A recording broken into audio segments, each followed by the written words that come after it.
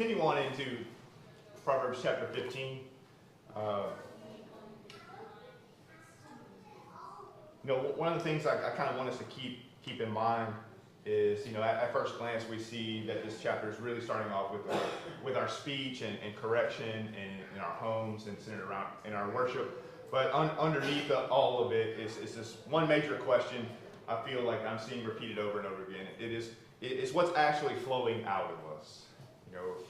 It's continually what are we putting in and then what comes out. It's we're constantly being asked to do more than just say the right things and do the right things, but it's to believe and to be the right things and where that comes from, and understanding that as we get into a few of these verses, it will help us to maybe see that a little bit better. So we left off at verse 2. Verse 2 reads, "The tongue of the wise uses knowledge rightly, but the mouth of fools pulls forth foolishness." This verse teaches us that wisdom isn't just having knowledge, but it's knowing how to use it rightly. Right? That some people know true things, but they use them poorly. A verse that we can look at is Proverbs 25:11. A word fitly spoken is like apples of gold. Saying the right thing at the right time can be of the most importance, but you can also know all of the right things and yet not practice discernment and spoil the whole batch. Because the fool pours forth foolishness.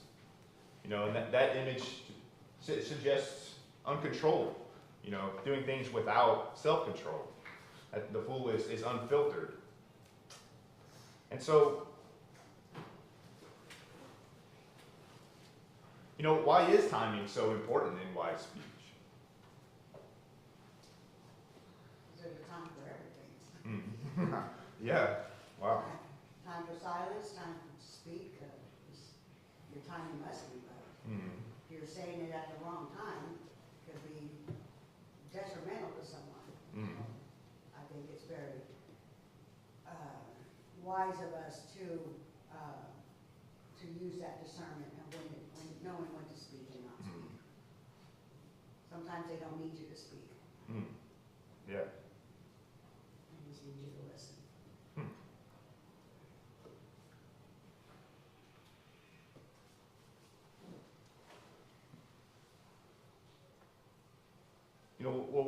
What's the danger in that?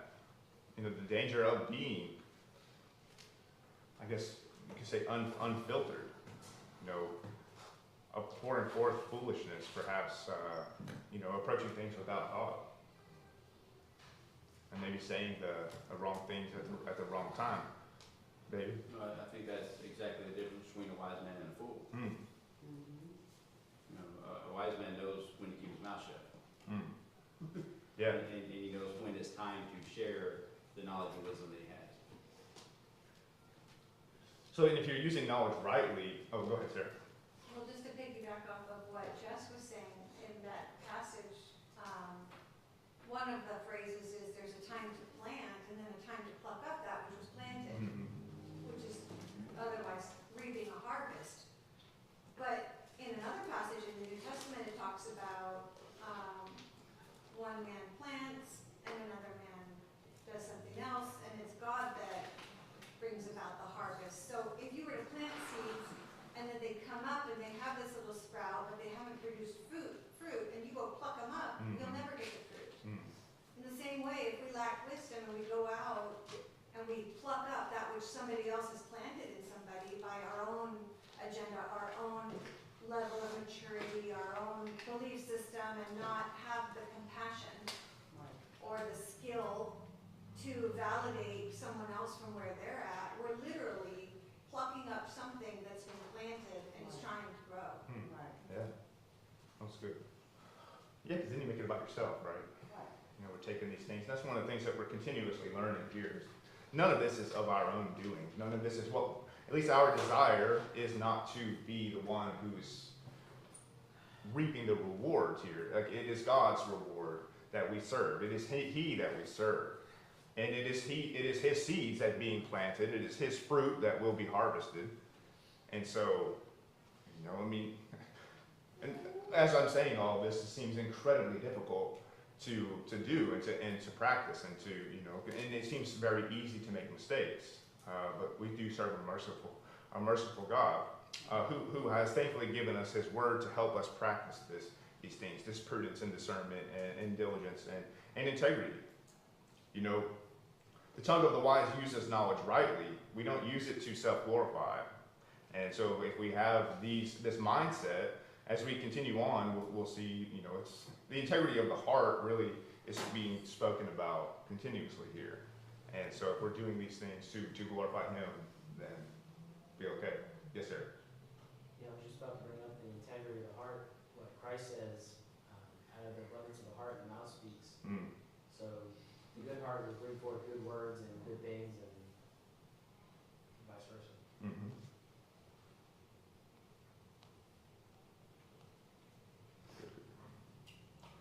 Yeah, because as we continue into verse 3, we see that the eyes of the Lord are in every place, keeping watch on the evil and the good.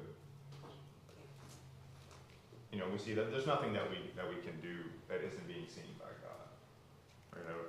He sees what we say and what is behind everything that we do say.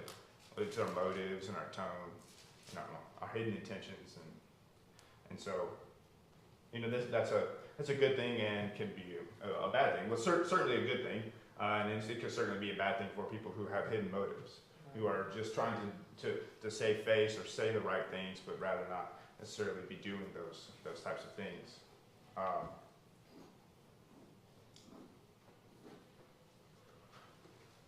And so, and we've kind of been talking about this a little bit in a few of our other studies. When it comes into speaking about reverence, and why do people often behave differently when they think no one's looking? If we look at that from this verse here, why are people behaving differently when behind closed doors or when no one sees? Because they don't think about God watching. It's not even in their radar whatsoever. It's a forgotten thing that God is the all-knowing, all-seeing, all-present. And someone from a different, who came from that background, I surely lived a life that did not once consider God, observing nothing or listening to me until now. And now that I really understand the full scope of that, oh my goodness.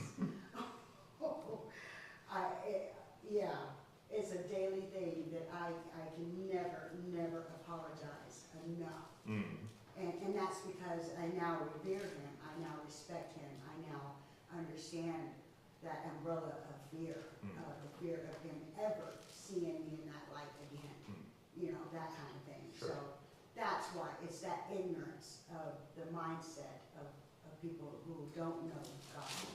They don't understand that he's right here, listening, seeing, And if they really understood that, then I think they would maybe second guess what they're about to say or do. Sure. Kind of thing, so. Well, it's good. Yeah. It teaches us to slow down and really be mindful of what we're doing. James? I also think the reason people act differently privately than they do publicly is because they are more concerned about society and how society will view them if they do this thing, because it's said that everybody has a mask, and so if they act the same way, the mask will be taken off and people might be shocked. Right. Okay. That kind of gets me thinking, though. I mean, we are kind of societal outcasts, in what we do. Even acting in reverence of God, not of ourselves, or in focusing on wisdom from above rather than the world. The influence seems to be leaning more towards the other way. And so to practice these things, it has caused some of us hardship. I mean, Christ says it himself. He comes with a sword and it will separate families.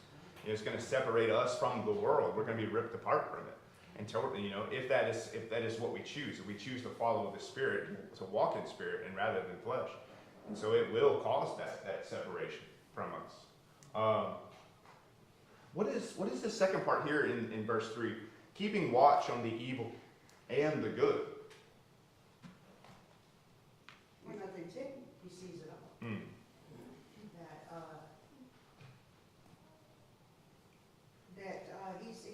He's not impartial Mm. to whether you're good or bad. He sees it. Mm. So you can't fool him. You can't hide. What is it? What's done in the dark will be revealed in the light. Mm-hmm. Well, God can see the light and through the darkness. I mean, he hovered over the darkness, Mm. in the very beginning. He can see all of that. There's nothing that can be hidden from him. Okay. There's several places, and references. I mean, I started looking them up and I gave up, there's so many. Where God sees everything, Right. not only the evil, but the evil intent behind it all. Yes, ma'am. And the heart that's causing, not cause and effect, where it's incubating, acting. Mm-hmm. Sarah? Well, I can't remember the verse that says something about how, he's not willing that anyone should perish, but that all did something. Mm-hmm. Yeah, 2 Peter 3:9. So then I was thinking about that Jesus said, and if I be lifted up, I will draw all men unto me. Mm-hmm. And that is the good and the bad. That's the evil and the righteous and the unrighteous. Mm. He wants evil people to turn from their evil ways. So his eye is upon the good and the bad, because he knows the hearts and intents of people. And he's trying to make a way. I think that in his providential care, he provides a way of escape for everybody. Whether they take it or not is up to them. Mm-hmm. But he won't stop. Mm-hmm. He won't stop making a way for people to come to him. Mm-hmm. I think that's contrary to his nature. Mm-hmm. And so I think that's partly why his eye is on the good and the evil. Okay. And ultimately retribution. Yes. Jessica, and Sorry, I was just gonna, it was Hebrews 4:13, mm-hmm. where it says, "And there is no creature hidden from his sight, but all things are naked and open to the eyes of him to whom we must give account." And made me think of that verse of him, all knowing, all seeing. What is it? Omniscient, Yeah. omnipresent, and there's another one, but I don't remember that one. But yeah, omniscience. I'm learning these words. I was just gonna follow the scripture of what you said in the 2 Peter 3:9. 2 Peter 3:9. The lifted up one, No, the not willing, not one that anyone should that any perish. should perish, but that all should come to repentance. Go ahead, Mom. There's a good reference in Jeremiah 17, or 16, 17. Okay. Where it reads, "My eyes are on all their ways, they are not hidden from me, nor is their sin concealed from my eyes. I will repay them double for their wickedness and their sin, because they have defiled my land," etc., etc. Mm-hmm. But that's pretty clear. Mm-hmm. I thought that was the clearest one I found.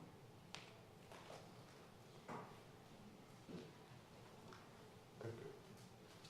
Okay. As we continue to verse 4. Verse 4 reads, "A wholesome tongue is a tree of life, but perverseness in it breaks the spirit."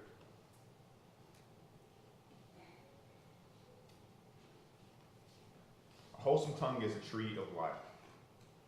We've seen this tree of life imagery a few separate times here now. I mean, this is consistently about not only, this means that words that they can nourish and they can strengthen, and that when you think of like a tree too, what's a tree do? A tree, it casts down, it casts shade, and it's stable, and you can take rest underneath it. I like that. But perverse speech does the opposite of that. It breaks the spirit. In some words, they don't just hurt feelings; they damage courage and crush hope. People feel small and weak and worthless. It shows that what we say can truly, it can build up, or it can truly tear down. And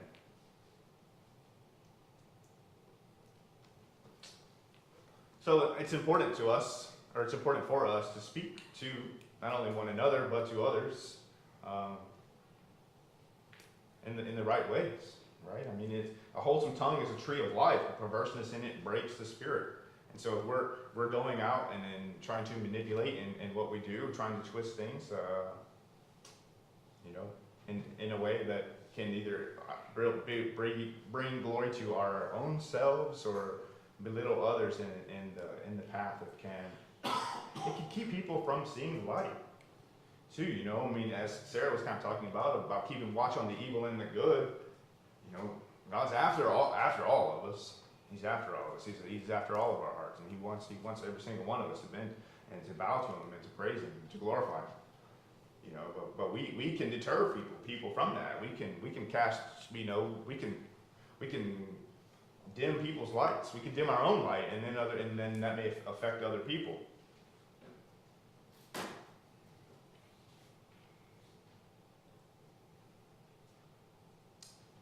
And so, how does this verse teach us about responsibility in our speech? Jens? Every time I think of the tree of life, it always brings me back to Jesus. Mm-hmm. He was labeled as the tree of life.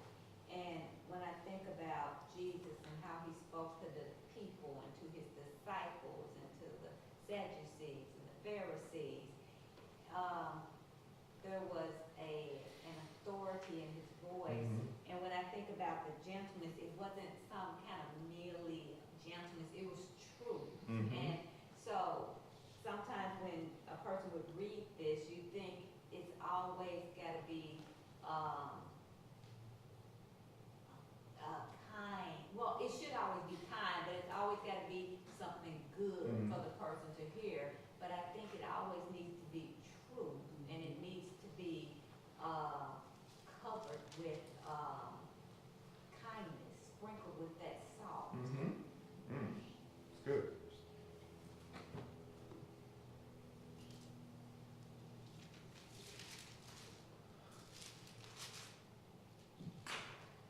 I was talking with Eric a little while ago, Diaz, about encountering sort of what I would call like abrasive moments. I use that word to maybe describe myself, that sometimes I can be a little abrasive. But these are moments where there's maybe perhaps a little bit of friction happening between two people or a group or something like that, and trying to solve a problem where multiple people maybe have opinions on how to go about it, and but ultimately the goal is to get things done in the right way, in a safe way, and who cares who came up with the right idea as long as it gets done properly. And I'm just thinking about this. This is like an everyday practical thing that we encounter, and so if we're going about things in perhaps ways that need to be forceful and true, and but we go about it in a gentle way, but not in a way that we're willing to cower away from the things that we know are right, and because some things may need to be done in a certain form or fashion to protect one another, and as we look back at verse 2, right, the tongue of the wise uses knowledge rightly, and so if we're using knowledge rightly, then should be okay. We should be all right in our judgment, and especially if we're practicing discernment and using the tools that we have around us, right? Isn't that what we come and seen so much of? That the wise people surround themselves with wise people. A king is only as good as his advisors. If he surrounds himself with foolish advisors, with people who are just yes men, or people who are just looking to get themselves promoted in some way, but if we can surround ourselves with people who are good and who are true and honest, and we lean upon them to help, well, we don't lean upon them because we know that they'll tip over, but God doesn't tip over. But we use them. We use them to build themselves up and to build ourselves up.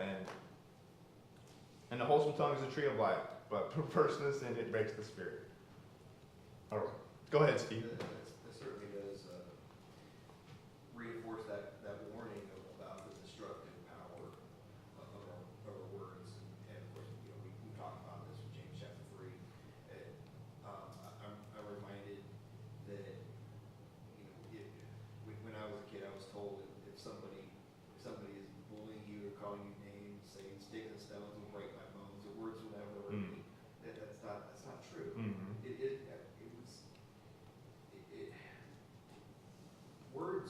Words can be very harmful in a different way, not a physical way. Mm-hmm.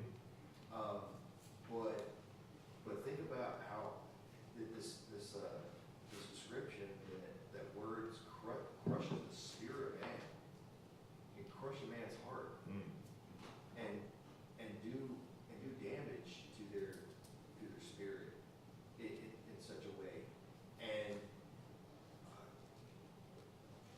this whole idea of breaking bones, sometimes bones heal faster than a heart that's broken by somebody or something somebody said. Mm-hmm. And this is just a very stark warning. That again, that just harkens back to the destructive power of words in James chapter 3. We're not very careful with what we say to people. Jessica. I was gonna piggyback off what Steve said, being a survivor of domestic violence, my whole childhood, a perverse tongue, yes, does absolutely crush the spirit. Growing up in that environment for 17 years, you start to believe everything that you're told. And it took me years, and I'm talking years, twice that, to dismantle what was done just by mere words. I would have rather someone just walk up to me and punch me than to say the things that were said to me as a child growing up. So this verse really hit home for me. It brought out so many things that were suppressed I didn't even know. I thought I had gotten over it. Right. And I sat there in my deck for hours just crying. Oh, wow. Crying. And then crying not just for what happened, but thinking about the people that are enduring that right now, that have a way of escape, but they can't see it, or they may not know it. But it goes on daily, 24 hours a day in this world. The perverse tongue is very deadly, and then when I think about that word perverse, whether it's perverse tongue or perverse fire, it equals death. And that's what crushing the spirit means, is you're Right. literally killing that person, that you're inflicting that pain upon, and it's true, because I lived it. I mean, I tried to kill myself many times as a kid. Now in the 80s, that was unheard of, but that was a reality of life, because when you're stuck in these situations, all you can do is just wait until you can escape. But this really, yeah, the perverseness of it is, that's the most appropriate word. Perverse. Yes, very much so.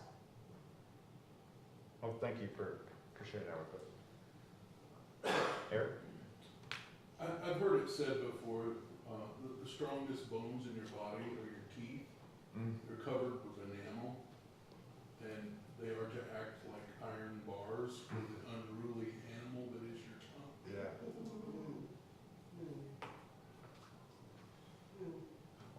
really appreciated your comment last week about, you know, we went over the first verse and you were kind of talking about how James 1:19 has really been something, you know, being slow to speak, and how much that really is built into this, but the sort of different angle that this chapter so far has taken to that, like slow to speak, you know, but it's breaking it down in so much sort of detail and showing us the true power behind our words. That tone. Yeah. You know, and it's not like I even grew to somewhat have a perverse tongue of my own, Mm-hmm. you know, into my adulthood, not realizing that I was a product of my own environment. Mm. So, but now I'm like, oh, Right. I'm very mindful of things now. Now I hear and see things totally different Right. than what I used to. And I think that perverseness is self-serving. You know, it's self-serving or it's perversely serving. It serves the adversary. I just know that perverse equals death, that's for sure. Yes. It's like the perverse fire that Nadab and Abihu burned, that equaled death. So perverse is death to me, you know? Well, but technically the word perverse is twisted, Yeah. Okay.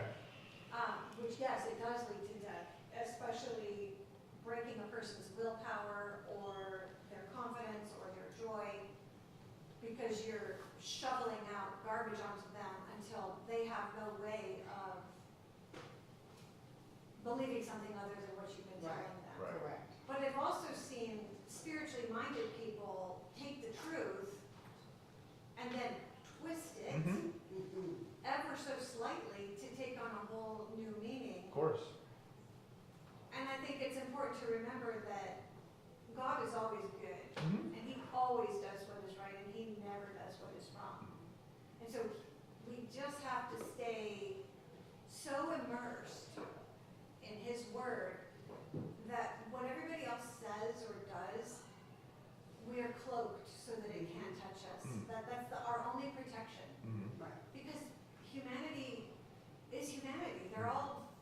We're all messed up and trying, Yeah. or not trying. Mm-hmm. At least some people, you know, most of us are trying, right? Yes. But we're surrounded by a world of people who maybe aren't trying. I equate that to the one, you know, that one canned good that sits on the shelf. It's got no label and it's dented and nobody wants to buy it and they keep pushing it aside and all that. What they don't realize is when they open it up, what's inside is still good. You know, so that's how I feel, like I'm a renewed can. God put a new label on me, I have no more dents, Come on. I don't have that rust no more. You know, I'm on the front of the shelf, I'm right there, people are fighting over me, ready to buy it, you know. I'm no longer, you know, on clearance, you know, that kind of thing. So, Good expiration. yeah, you know, exactly. So, you know, I'm still good on the inside. So Good. God just cleaned up that outside for me and that inside. What a blessing. Yes, what a blessing, amen. And you shall know the truth, and the truth shall make you free, not angry.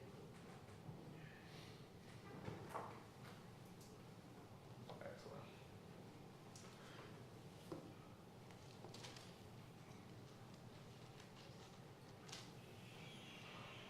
All right. We'll continue on to verse 5. A fool despises his father's instruction, but he who receives correction is prudent. You know, this is our teachability, right? You know, this is a repeated theme that we've seen through Proverbs, that wisdom receives correction and that foolishness resents it. You know, the fool doesn't merely misunderstand the instruction, he despises it. Right? He who receives correction is prudent, but a fool despises his father's instruction. You know, he treats correction as an insult rather than a gift. Right? To be corrected in our ways. I mean, what is Proverbs and Hebrews tell us about discipline and correction, that these are signs of love. You know, without these things, we would be considered Yeah. illegitimate children. They're rejecting their earthly father's discipline and they're rejecting their heavenly father's discipline. Yeah. So it goes both ways. Well, they're despising the instruction because they don't think they need it. Right. So they think, well, my way's better. I'd be better off without this instruction. And so if we grow up with that attitude, then we'll have that same mentality as adults or as, if we don't outgrow that immaturity, then we can't grow spiritually.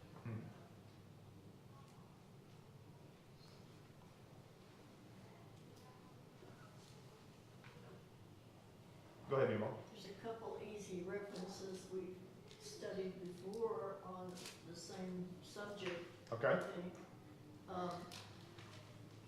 Proverbs 10:1. Okay. A wise son brings joy to his father, and they're talking about the one who listens. Mm-hmm. And then in 13:1, a wise son heeds his father's instruction, but a mocker does not respond to rebukes. That's right. Proverbs 12:1 also, whoever loves instruction loves knowledge. Yes, Sarah? So then this, question would be good for all parents, including myself. Mm-hmm.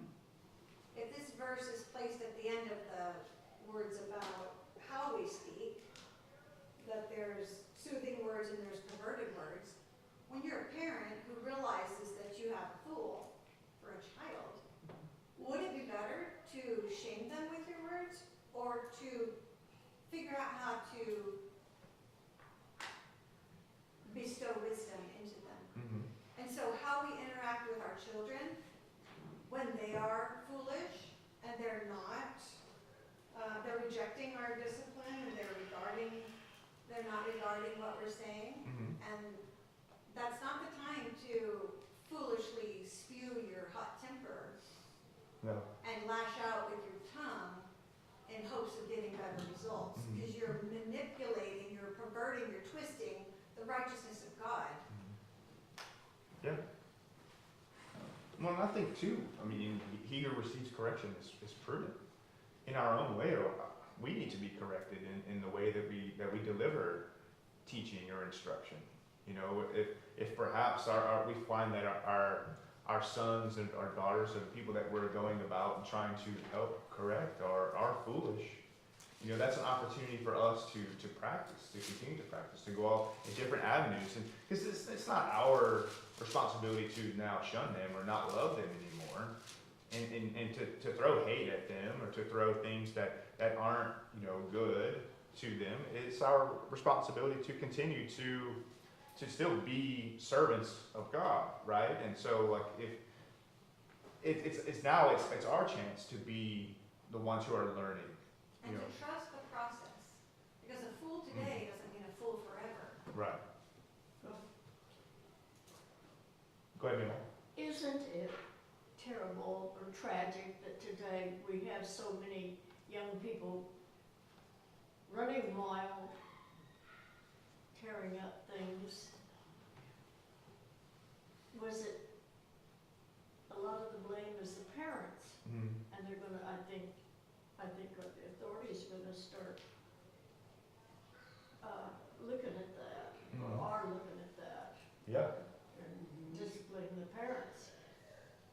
But obviously, they didn't have that kind of a situation in Solomon's day. Mm. Couldn't you just imagine what would happen in Solomon's day if teenagers or children would run, teenagers would run wild like that? They'd probably kill them all. Well, they were considered a disgrace, disgrace to your parents, to your upbringers. Go ahead, James. To piggyback on what Ms. Ava said, like we're looking at the parents, there was an incident where this guy went and shot up a school and they sent the father and the son to jail. Mhm. You know, so that's on one thing. But I have a question. Sure. Is there a difference between foolishness and a fool? Because I'm wondering if it's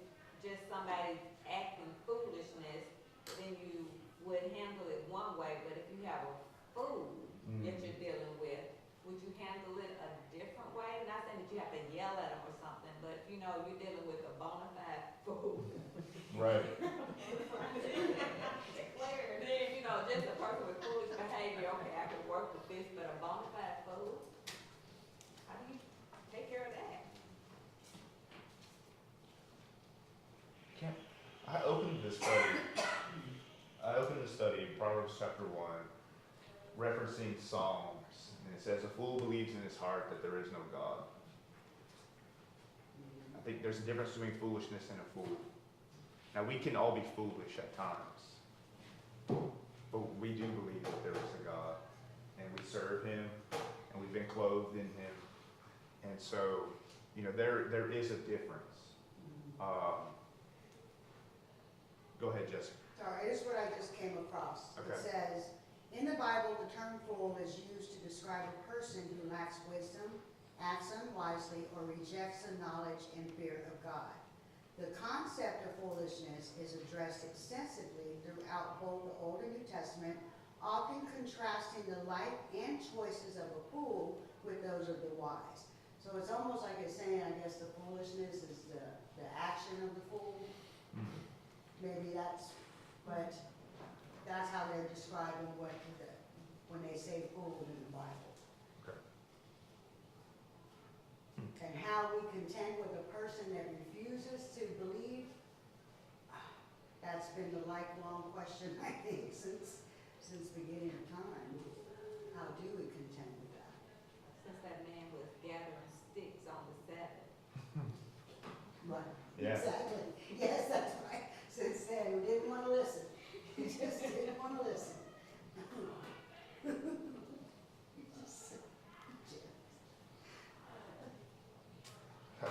Go ahead, Dave.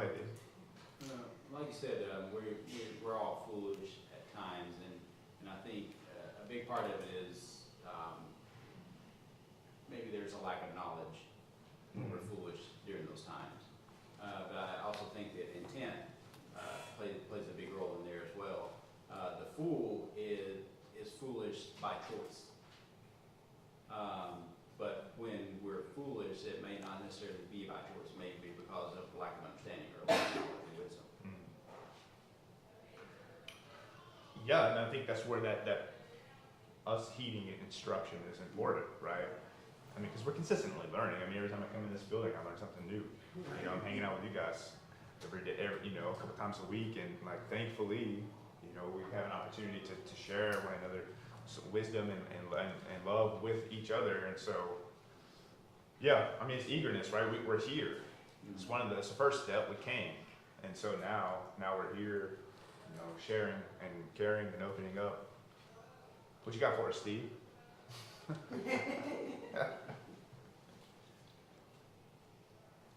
But yeah.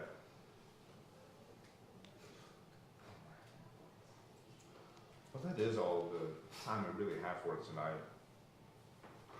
Just want to thank you all so much for going through this and all of your participation. Just continue to focus on these things. Remember that our words build up. Let's not tear one another down, or others, or even the stranger, or even the fool. It can be tough, but you know, let's remember the unmovable, which is God, and that we continue to lean upon Him and acknowledge Him in all of our ways, and He will make our path straight. Yes, Dan. I think something that you're trying to say too, that we all strive every day, is not to forget the word diligence. Yes, sir. Diligence. Like in Hebrews chapter 11, verse 6. But without faith it is impossible to please Him. For he that cometh to God must believe that He is, and that He is a rewarder of them that diligently seek Him. Not to seek, but to have that whole mindset, that heart, to diligently seek. Thank you, Dan. Let's do it. Thank you.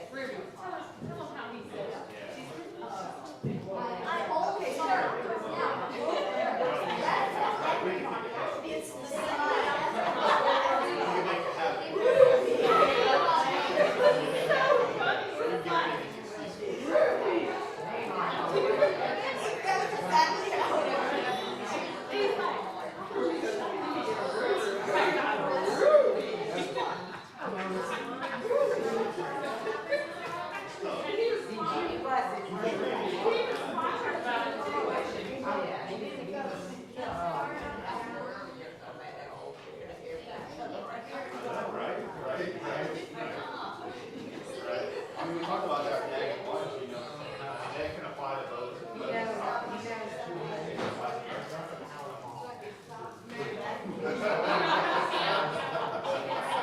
That's right. Hey, this is like the right clothes on.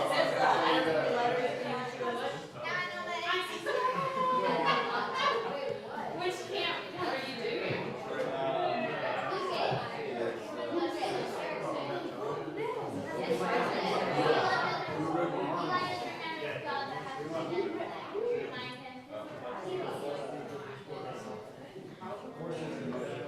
Oh, goodness. Oh, you know who plays that? I'm not teaching it. So the activities are what I'm playing. No, it's in a little teach it. You have to look at it. So we get together, teach it. You'll see me until the money you get out of the car. I'll be dropping off.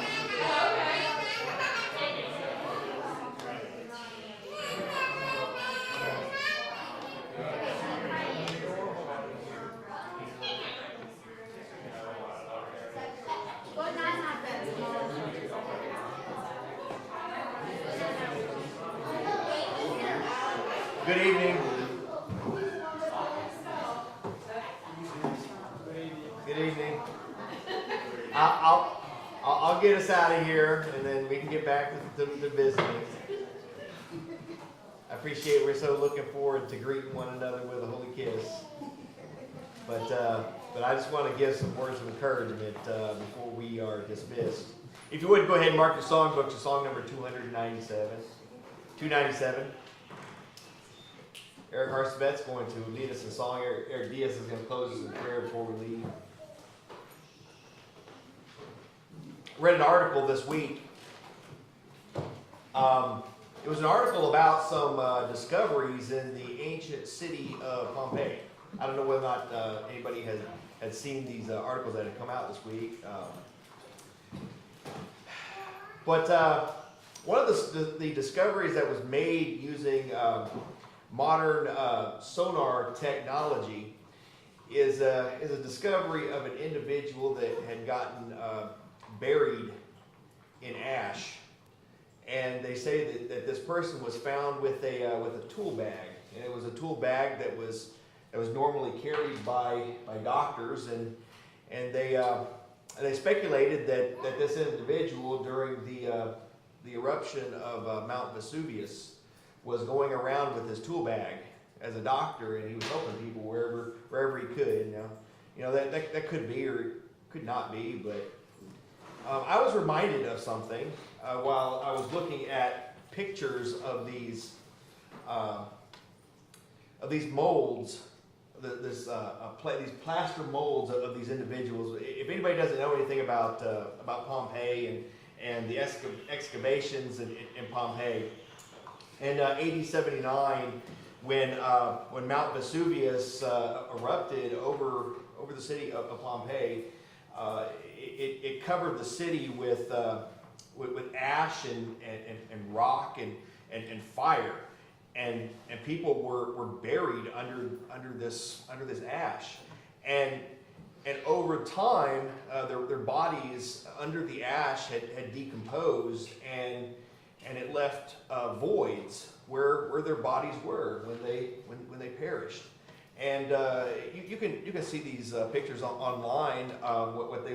What they would do is fill in these voids with plaster, and then dig out the voids, and you're left with the shapes of these individuals, and wherever they were. Many of them were hiding or just had just perished where they stood. And I was reminded of something when I saw all of these folks that it seemed like they were just frozen in time. That this was just a bunch of people that were just going about doing what they do. They were going about maybe to work, taking care of their families, maybe going to a restaurant, maybe going to the market, just being about their being about their regular business. There was a problem. And the problem was that the mountain that stood over Pompeii was not dead. It was quiet. Historians say that during this time, there were signs that something wasn't quite right.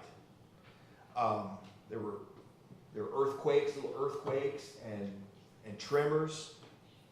But people just went about their business, just like they do every day. It's like, well, if anything's wrong, it's not anything that's going to happen to us anytime soon. They just went about the business. People just assumed that there was always going to be more time. And then something happened. Mount Vesuvius erupted. Fire filled the sky with this pyroclastic ash and fire. People were just immediately covered. They tried to run, but they couldn't escape. They were overwhelmed. And here's a situation. One moment, everything was normal. Everybody was just going about their business, doing whatever it is that they do every day. And then the next moment, judgment arrived. And,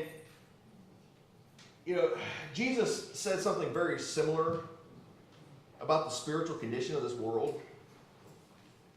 He said in Matthew chapter 24, at verse 37, he said, "For the coming of the Son of Man will be just like the days of Noah. For as in those days before the flood, they were eating and drinking and marrying and giving it to marriage until the day that Noah entered the ark.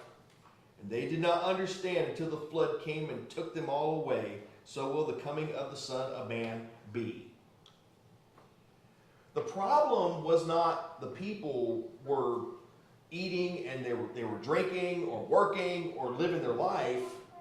The problem was they did not heed the warnings of God. And that is still happening today. People are going about their life, doing what they do, going about their business, eating, drinking, maybe getting married, maybe doing entertainment, maybe going on vacation this summer. Doing all these things, but not heeding the warnings of God. God had warned this world repeatedly. Romans chapter 3, verse 23. All have sinned. Romans chapter 6, verse 23. The wages of sin is death. Hebrews chapter 9, verse 27. It is appointed for men to die once, and after this comes the judgment. Yet many people continue to live as though spiritual judgment is never going to come. Some people think that there's always going to be a better time later to obey the gospel. Some people think that they're too young. Some people think that they just got lots of years ahead. Some people are just distracted by everyday life, doing whatever people do every day. But the situation in Pompeii, and you can see the pictures. All these people they're just frozen in time. That can be a quick reminder to us of how quickly things can change. You think that things are fine one moment, and then the next moment, disaster. This world is not permanent. Your life is not guaranteed tomorrow. And James chapter 4 and verse 14 tells us that you are just a vapor that appears for a little while and then vanishes away. But unlike the people in Pompeii that had no way of escape when disaster was upon them, God provides for us a way of escape.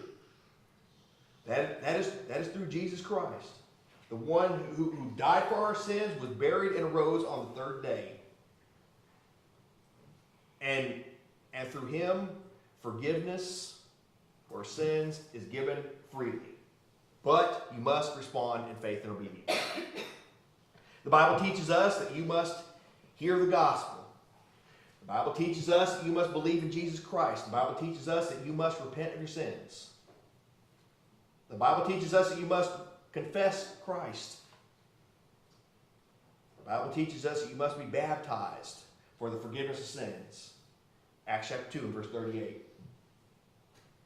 You know, the people of Pompeii, they had warnings, but they didn't act in time. They didn't act. Don't make the same mistake spiritually.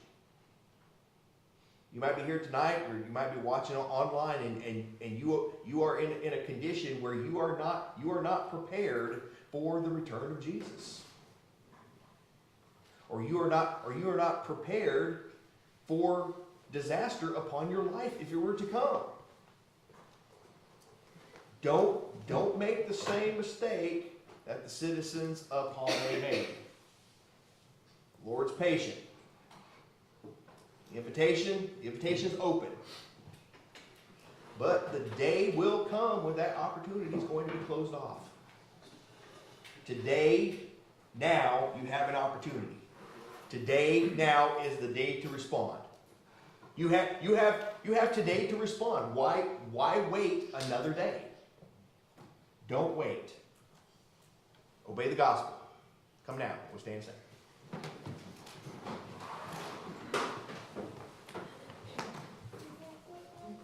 Careless soul, why